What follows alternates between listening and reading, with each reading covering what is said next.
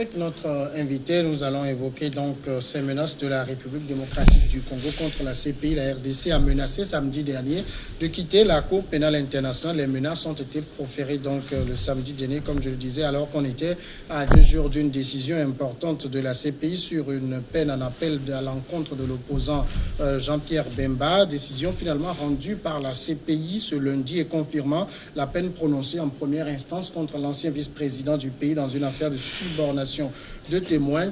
Alors, dans son communiqué publié par la RDC, le pays n'exclut pas en désespoir de cause de se retirer de la CPI. Lit-on donc dans le communiqué du ministère des Affaires étrangères. On va évoquer donc le sujet de cette Cour pénale internationale avec notre invité Aimé Adi, directeur exécutif Amnesty International Togo. Bonsoir, monsieur Adi. Bonsoir, monsieur. Alors, vous suivez de près donc ce débat sur la Cour pénale internationale. D'abord, est-ce que vous arrivez à cerner un peu la position qu'avait adopté la RDC le samedi dernier?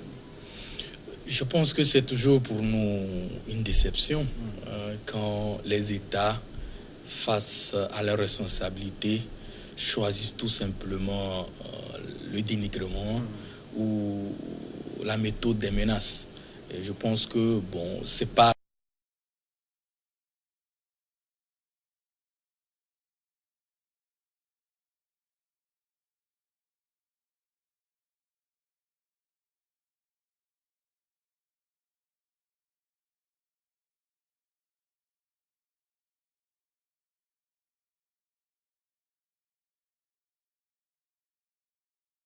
international.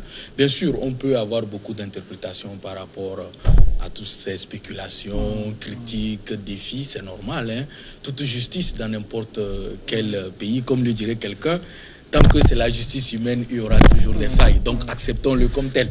Mais tout de même, c'est pas la meilleure manière, c'est pas la bonne méthode pour un État de pouvoir respecter ses engagements vis-à-vis des statuts ou d'un engagement international. Alors, avant d'aller même dans le fond des critiques contre la CPI, la RDC redoutait en fait que la CPI revienne sur la condamnation de Jean-Pierre Bemba. Finalement, ce que la Cour n'a pas fait. Déjà même que la remise en liberté de Jean-Pierre Bemba avait posé problème. On avait considéré que la CPI a choisi libérer Bemba sous la pression internationale pour envoyer un candidat fort face à Joseph Kabila. Je pense que ça, c'est une interprétation purement politique des décisions de justice. Même dans n'importe quel pays au monde, quand il y a une décision de justice concernant un acteur politique, on peut interpréter, on peut apporter de l'eau au moulin de ces décisions-là. Je pense que c'est dans cette même veine que le tintamarre médiatique a remis en place tout le système international, a essayé de remettre en cause la décision de la Cour pénale internationale. Mais nous allons nous rester dans les clauses de cette décision. Je pense que s'il y a une déception à pouvoir relever, c'est celle des victimes. Voilà, c'est des victimes de la République centrafricaine qui ont reçu la visite des éléments d'un chef de guerre qui est Jean-Pierre Bemba selon les témoins. De toute manière, cela ne voudrait pas dire réellement que Jean-Pierre Bemba est totalement innocent dans l'affaire. Je pense que c'est les peines qui ont été réduites puisqu'il avait été déjà condamné à 18 ans à la première instance, puis en appel, la Cour a pris une autre forme de décision. Mais cela ne remet nullement en cause les questions de culpabilité ou d'implication de M. Jean-Pierre Bemba. Et donc, pour nous, ce qui est important au-delà des interprétations politiques, c'est la voix des victimes vis-à-vis de la justice. Et donc, pour nous, ça pose réellement un vrai problème. Au lieu de faire tout un débat purement politique, c'est de voir si, effectivement, les victimes ont été entendues durant ce procès. Mais ça pose aussi un problème quand on condamne quelqu'un à 18 ans et qu'on revienne 10 ans après dire que finalement, il n'y a pas assez de preuves. Ça pose problème sur une justice supposément être internationale, donc ayant énormément de moyens. Vous évoquez en dernière partie le vrai problème. C'est une illusion de penser que la CPI a beaucoup de moyens. C'est une illusion. C'est quand même une idée bien reçue dans nos pays et à travers même la jeunesse que quand on dit communauté internationale, c'est forcément beaucoup d'argent. C'est pas évident. Si vous prenez le budget de la CPI, je pense que c'est pas aussi grand qu'on puisse l'estimer.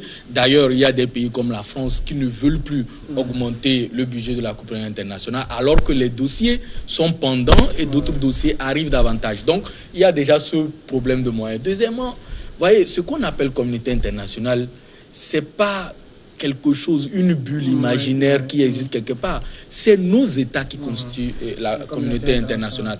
Et donc, c'est aux États eux-mêmes de collaborer en vue, effectivement, de rendre la Cour pénale internationale efficace. Mais s'ils ne le font pas, évidemment, on avait déjà tiré la sonnette d'alarme, déjà il y a de cela 5 ans, sur les risques de voir cette Cour devenir purement une chambre d'enregistrement et de pouvoir recevoir l'assaut et l'avalanche des critiques vis-à-vis du public, mais aussi des politiciens. Et donc, c'est ce qui est en train d'arriver. Et je pense qu'on doit se ressaisir et voir comment améliorer le système et être en mesure de pouvoir restaurer la justice.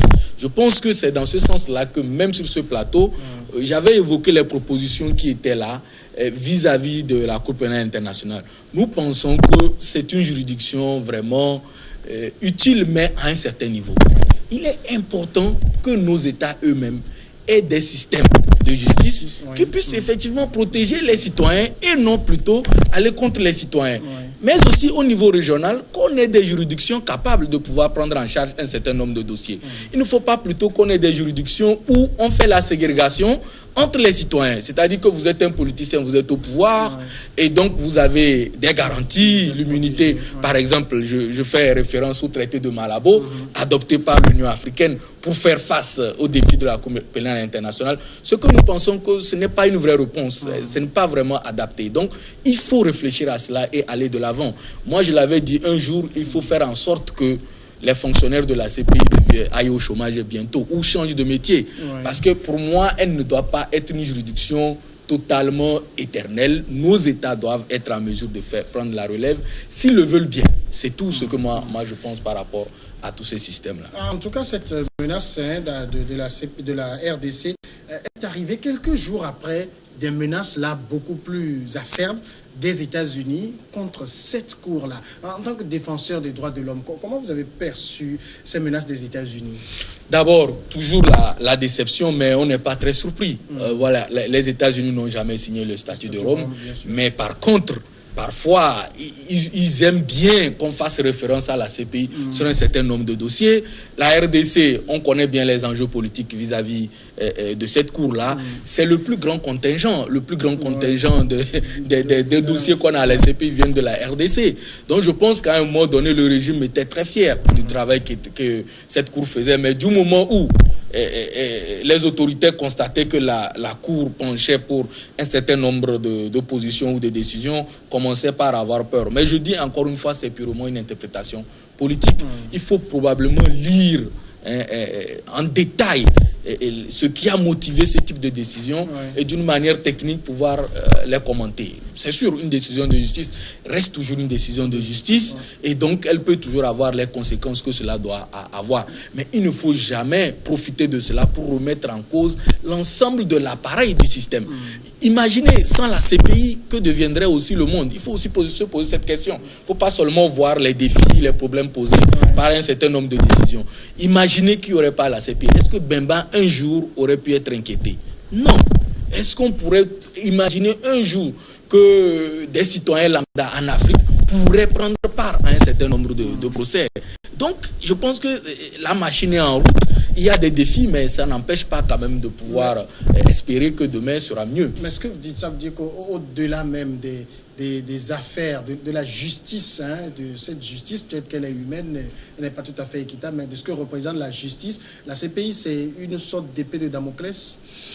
On peut l'interpréter parfois comme cela. Et ça reste seulement une épée de Damoclès?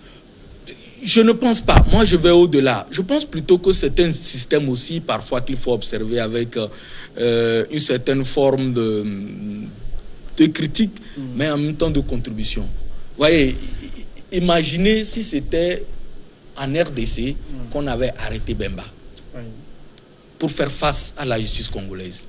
Je suis sûr qu'on aurait peut-être déjà liquidé Bemba. On aurait peut-être ici à la peine de mort encore, ils auraient condamné Bemba à la peine de mort. Mais aujourd'hui, Bemba est encore vivant. Il a eu la chance de pouvoir se défendre. C'est ce que nous souhaitons de nos justices. Quand on arrête quelqu'un, affaire Gbagbo, tout ce que vous avez, Pour nous, l'important, c'est la voix des victimes. Oui. C'est pas ce qui est accusé qui n'est pas accusé. Pour nous, c'est que la voix des victimes soit entendue et que la justice puisse faire son travail comme cela se doit. Donc, vous avez vu tout l'ensemble du dispositif qui a eu, les enquêtes qui ont été menées, des autopsies qui ont été menées. Nous espérons que nos justices aussi peuvent en tirer un exemple pour mieux fonctionner, en vue, encore une fois, que la Cour pénale internationale ne soit pas cette épée de Damoclès, parce que pour moi, on n'a pas forcément besoin de ça pour effectivement comprendre les vrais enjeux. Les populations ont besoin de plus de justice, elles ont beaucoup plus besoin d'équité pour pouvoir vivre heureuses là où elles sont. Donc, au-delà de tout, toutes les interprétations politiques qu'on peut avoir, l'essentiel est pour nous que la justice soit faite, que la dignité des victimes soit respectée. Mais cette cour-là qu'on considère comme une cour à double vitesse, vous avez par exemple, vous avez cité le cas Laurent Gbagbo, qui se retrouve à la cour alors qu'il y a une guerre dans le pays. Et on sait qu'on ne fait pas une guerre seul. Hein. Il faut être à deux pour faire une guerre. Et l'autre partie, on n'a trouvé personne, même pas un petit morceau qu'on a envoyé à la CPI. Je suis totalement d'accord avec vous. Je suis entièrement à 100% d'accord avec vous qu'il y a un grand problème au niveau du dossier Laurent Gbagbo. Et mais je pense que, comme vous l'avez vu dans l'affaire Gbagbo, dans l'affaire Bemba, excusez-moi, et l'histoire est le père de l'homme, comme on dit. Donc, laissons le temps. Le temps aussi fera, et que sûrement pour moi, le temps des victimes arrivera. Pour l'instant, c'est le temps de la politique. Le temps des victimes va arriver, que ce soit à la CPI ou ailleurs. Probablement, dans 10, 15 ans, 20 ans, on saura beaucoup plus sur ce dossier. Et donc, pour moi, à chaque fois qu'on arrête quelqu'un, ce n'est pas une certaine fierté, mais quand même, je me dis que je préfère être devant une telle cour où je pense que tous les droits de l'accusé peuvent être respectés, que d'être parfois devant une juridiction nationale où vous êtes déjà condamné avant même que le verdict ne puisse tomber. Mais au-delà du cas Laurent Gbagbo, vous avez le président kenyan qui a été inquiété par la CPI, Omar El-Béchir qui est en train d'être inquiété par la CPI et plusieurs autres dirigeants africains. Finalement, c'est une cour pénale internationale africaine ou... C'est une cour pénale internationale mondiale. Voilà. Je pense qu'il y a aussi un grand problème de communication sur la cour pénale internationale. Nous l'avons relevé. Nous avons plusieurs fois fait des réunions dans les réseaux des ONG, que ce soit surtout en Afrique, avec aussi du personnel de cette cour, où nous avons toujours expliqué un peu parfois nos inquiétudes. Mais je crois aussi qu'elle communique mal, cette cour. Bon, ce n'est pas à moi de le relever, mais eux-mêmes l'ont relevé. Voilà, si vous lisez un certain nombre de documents, vous allez découvrir un peu ce que je suis en train de dire. Il y a d'autres dossiers ailleurs, mais sur lesquels on communique peu. Nos médias aussi ne font pas un travail pour pouvoir faire sortir ces dossiers. Il y en a, que ce soit en Asie ou ailleurs, qui existent et sur lesquels probablement la Cour pourra avoir matière à faire. Mais pour l'instant, il faut aussi faire face à ce que nous avons en Afrique. Je ne pense pas forcément qu'il s'agit d'une juridiction géographique. Il s'agit ici de la justice. Donc là où se passent les problèmes, et que si nous coopérons, forcément, tout ira bien. De toute manière, tous les dossiers que vous avez cités, à part le cas El-Béchir, la Cour n'a jamais lancé un mandat d'arrêt comme ça. C'est les États africains eux-mêmes qui parfois demandent l'intervention de la Cour pénale internationale. Donc, pour nous, il ne s'agit pas à un moment donné, de pouvoir dire on a envie que la Cour travaille et qu'à un moment donné qu'on la dise de cesser. Quand on ouvre les vannes de la justice, on ouvre jusqu'au bout. Il faut coopérer, il faut collaborer pour que les dossiers aillent au bout. Cela va d'ailleurs du bien de nos pays. Mais finalement, quand on voit la rapidité avec laquelle cette Cour instruit les dossiers qui concernent les affaires africaines, et on voit ce qui s'est passé en Irak, en Afghanistan, ce qui se passe entre l'Israël et la Palestine, ce qui se passe actuellement en Syrie, il n'y a rien là. Même si on nous dit qu'il y a des dossiers, on attend que ces dossiers soient instruits, qu'on voit des gens se présenter à la barre. Très bien. Encore une fois, je répète, je ne suis pas quelqu'un qui soit pour ou contre la CPI. Je le dis toujours. Ce n'est pas pour moi ce qui importe. Pour moi, c'est la justice. Si on est en mesure dans un pays de poursuivre un tortionnaire, de le punir, quel qu'il soit son grade, la CPI n'a pas besoin d'intervenir. Si un pays, une communauté fait appel à la CPI, elle interviendra. Si elle n'intervient pas, ça veut dire qu'elle a failli à son mandat. Donc, comme je l'ai dit, dans la plupart des dossiers, c'est les pays africains eux-mêmes qui se sont livrés et ont collaboré. Donc, qu'est-ce que vous voulez? Que la CPI dise non, nous n'allons pas le faire parce que pour l'instant, nous voulons ouvrir un dossier en Irak, au Pakistan ou en Afghanistan. Je pense que nos pays africains eux-mêmes doivent réfléchir au meilleur mécanisme de pouvoir faire face. C'était une erreur d'être parti au traité de Rome? Non, ce n'était pas une erreur. Au contraire, plutôt, je pense que c'est à l'actif de beaucoup de pays africains. Il y avait un vrai besoin.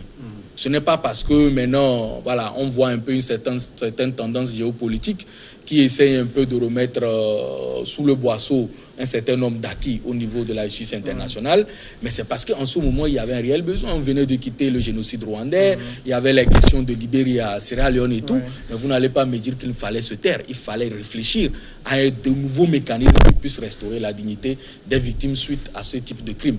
Et ce dont nous parlons ici, excusez-moi, ce n'est pas... J'ai été giflé dans la rue par un policier. Non, il ne s'agit pas de ces questions. Il s'agit des crimes de guerre, des crimes contre l'humanité. Ce n'est pas des trucs à l'échelle de...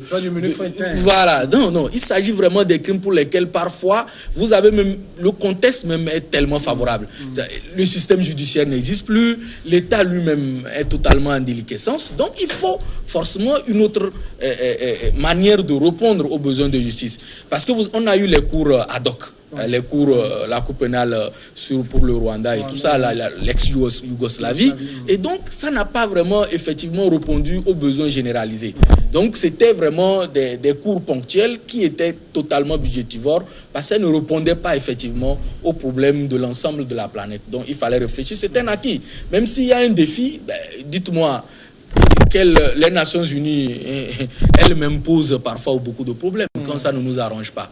La CEDEAO, oui, c'est bien quand elle prend des décisions qui nous arrangent. Parfois, on dit non, c'est pas elle qui devait intervenir dans le problème. Alors que la CEDEAO a une très bonne cour de justice qui rend de très bonnes décisions dans le domaine de la torture.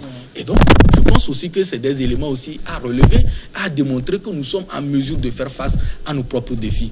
Pourvu que nous aussi, nous apportions la bonne volonté pour appliquer les décisions de nos juridictions régionales. Alors, il y a l'exemple de ce qu'on a pu faire dans le cas Hissène Habré aussi, qui peut faire cas d'école. Oui, effectivement. C'est là que je dis que nous, en tant qu'Africains, on doit réfléchir à voir comment on peut renforcer nos propres systèmes. Mais cela demande encore une fois de la volonté. Si le Sénégal n'avait pas vraiment voulu que ce procès ait lieu, il n'aurait jamais eu lieu. Et donc, il a fallu que certaines personnes s'engagent, la société civile se mobilise, les victimes, encore une fois, je dis bien, les victimes, d'ailleurs, nous, on ne parle même plus de victimes de plus en plus, on parle de détenteurs de droits. Donc, quand on est face à une violation des droits de l'homme, c'est d'abord l'individu qui décide, c'est soi qui décide de pouvoir faire face d'abord au système judiciaire et après les gens peuvent venir en aide. Donc quand soi-même on pense que c'est normal, on tolère un certain nombre de violations des droits de l'homme sur soi et autour de soi, donc forcément parfois c'est très compliqué de pouvoir aider les personnes. Et donc je pense que dans ce dossier, si des ONG comme Human Rights Watch, Amnesty International et d'autres ont joué un grand rôle, les victimes étaient l'élément clé qui ont poussé l'État sénégalais à pouvoir collaborer pour pouvoir effectivement aboutir à ce type de justice. Alors ça veut dire que cette valse, on a eu à un moment donné une certaine valse de menaces d'un certain nombre d'États de quitter la CPI, l'Afrique du Sud même était en pole position, on a eu le Burundi et tout ça. C'était juste un faux procès? Je pense que ça reste toujours un faux procès. Comme je l'ai dit, on veut faire intégrer la politique dans le système judiciaire. C'est ce qu'on a dans nos États et donc les gens l'exportent aussi au niveau international. Mais c'est peut-être aussi une manière de dire à la Cour pénale internationale soit une véritable justice. Quand vous voyez les arguments développés, ce ne sont pas des arguments qui vont pour la justice. Ce sont purement des arguments politiques. Donc pour moi, c'est difficile de commenter. C'est-à-dire que c'est des questions lunatiques. C'est-à-dire aujourd'hui, on est pour parce que la Cour condamne son opposant célèbre, donc on est pour. Demain, la Cour dit, bon, on veut libérer l'opposant, et puis bon, on dit gardez-le encore, c'est comme si c'était une patate chaude. Donc c'est purement des comportements... C'est réactionnaire, voilà, c'est réactionnaire. Mais ce n'est pas surprenant. Qu'est-ce que vous n'avez pas dans ce monde où les États ne réagissent pas d'une manière spontanée, sans parfois réfléchir sur le long terme? C'est comme ça. Et donc, il faut toujours comprendre cela. Moi, je le dis, c'est pour le public. Parce que pour les autorités, elles savent, elles vont toujours continuer par le faire. Mais il faut toujours être aux aguets. Quand un État réagit, il ne faut pas toujours penser, oui, c'est les Blancs qui ont voulu mettre la main. Bon. Effectivement, on peut toujours faire les blancs, toujours, comme si nous, on était des saints. Voilà, donc il faut toujours se remettre en cause et dire, pourquoi c'est toujours nous? Qu'est-ce que nous faisons pour que tout le monde soit à notre trousse? Donc il faut toujours collaborer. Des élections qui sont toujours difficiles dans un pays, s'éterniser toujours au pouvoir. Mais quels sont les défis que nous avons? Qu'est-ce qu'il faut faire pour éviter qu'on tombe dans ce genre d'égarement? vous avez vu l'ex-Yougoslavie en Europe, mais après ça, en Europe occidentale, quel type de guerre vous avez eu encore dans ces pays? Mais chaque jour que nous on passe, on allume des feux, on dit c'est des gens qui nous vendent des armes.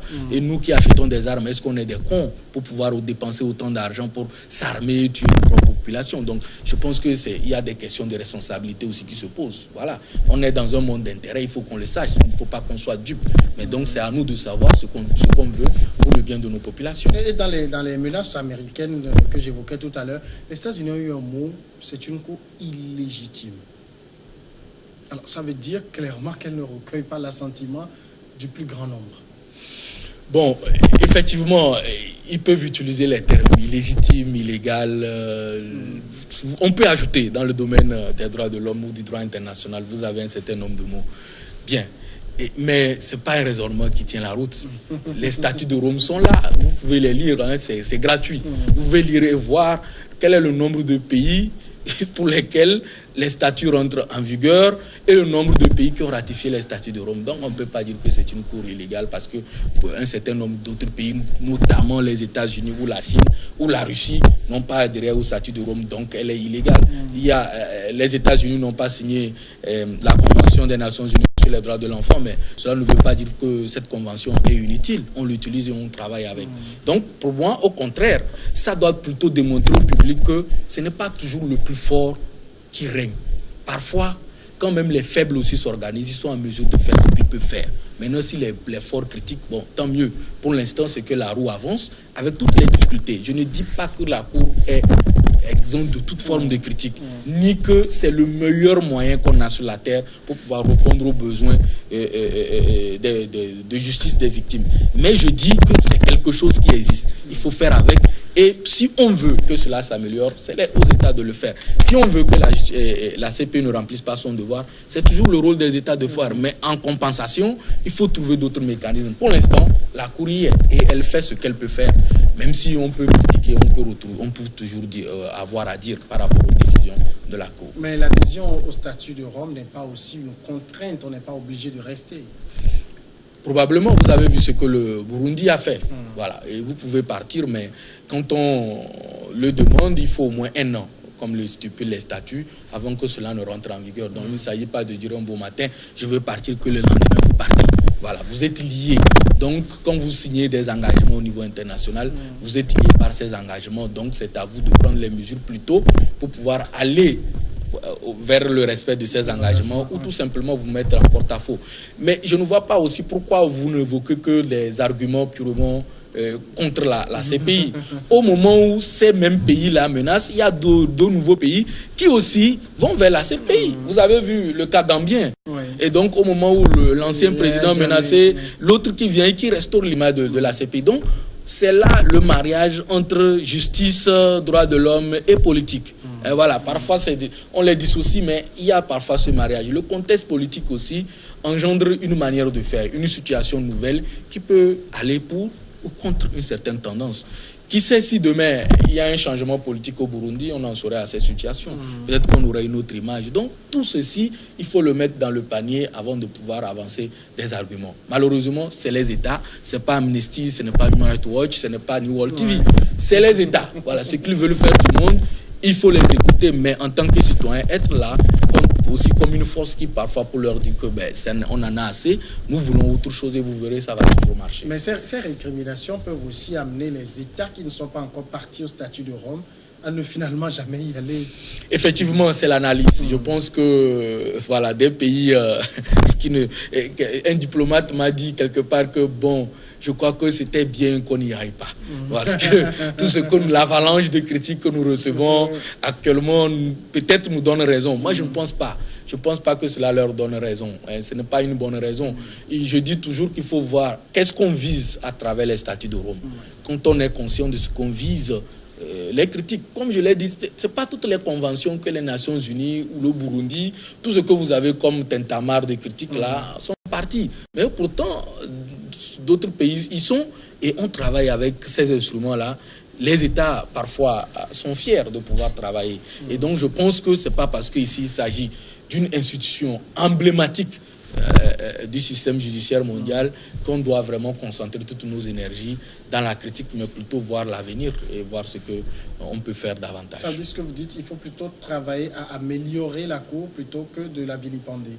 Probablement le premier acte qu'il faut poser, d'abord, si on n'est pas parti, de donner un signal fort, de dire au monde entier qu'on est contre les crimes contre l'humanité et que donc, dans ce sens, on y adhère. Donc c'est aussi un signal fort qu'on donne. Deuxièmement, c'est qu'il faut donner les moyens pour le fonctionnement de la Cour et aussi coopérer, voilà, c'est le terme technique utilisé dans les statuts, coopérer. Quand il y a une décision de pouvoir qu'il faut mettre en œuvre, que les États prennent les dispositions nécessaires pour que cela soit effectif. Supposez que tout à l'heure, il y ait un voleur dans le quartier et qu'on est à sa recherche. Bon, vous le voyez, mais vous dites que vous n'allez pas le livrer parce que c'est votre ami. Bon, demain, il pourra vous voler. Donc, il faut que les États soient conscients que quand ils cachent des malfrats, des voyous contre le droit international, tôt ou tard, ces mêmes voyous iront contre leurs propres intérêts. Donc, c'est l'occasion pour nous d'appeler tous les États plutôt à coopérer, à collaborer pour une effectivité. Donc, pour moi, l'essentiel, c'est de lutter contre les crimes contre l'humanité, c'est de lutter contre l'impunité. C'est ce qui est important. Quel que soit le système judiciaire, régional, international, qui puisse le faire, pour moi, c'est toujours la bienvenue. Donc, comme je l'ai cité, la Cour de justice de la CEDEAO est aussi un bon instrument. Donc, c'est des choses à valoriser. Je pense que nous, même les médias aussi doivent s'intéresser davantage pour qu'on puisse voir comment améliorer tous ces systèmes-là et renforcer la voix des victimes au niveau des juridictions régionales et mondiales. Aimé Adi, merci d'avoir répondu à notre invitation. Merci. Vous êtes le directeur exécutif d'Amnesty International, branche Togo. La pause tout de suite et après, ce sera regard croisé.